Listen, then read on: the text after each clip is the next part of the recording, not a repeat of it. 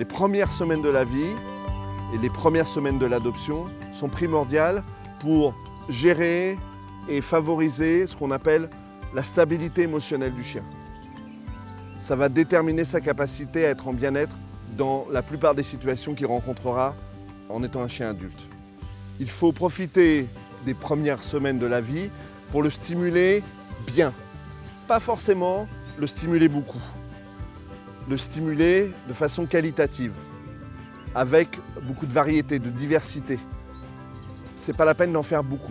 Regardez attentivement comment il réagit, lui permettre toujours d'éviter ou de fuir, de le faire dans des environnements sécurisés, le chien attaché au bout d'une longe de 3 mètres, détendu, pas de tension, et puis observer, comme ça on apprend à connaître qui est ce chien, qui est notre chien.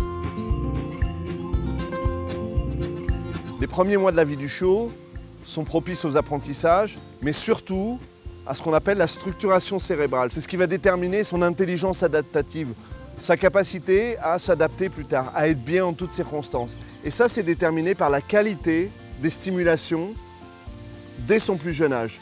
Les apprentissages, je dirais qu'il peut en faire toute sa vie. Les apprentissages importants, la solitude, l'ennui, doivent être faits dès le début.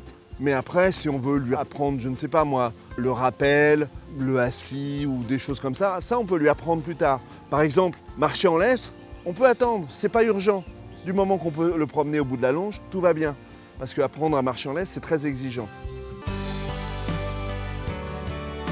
C'est très important de sortir le chien dès son adoption. Quoi qu'on vous dise, faites-le. En toute sécurité, avec la petite longe de 3 mètres, dans des environnements qui ne sont pas trop violents, pas trop brutaux en termes de stimulation, pas trop forts, pas la sortie d'école, pas le marché. C'est trop. Ça peut être un parc, ça peut être une rue calme, mais il faut que le chien soit stimulé. Il faut qu'il découvre son environnement.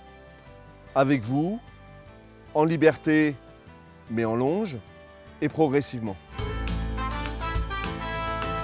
Je vous conseille de faire appel à un éducateur canin dès le début, dès son adoption.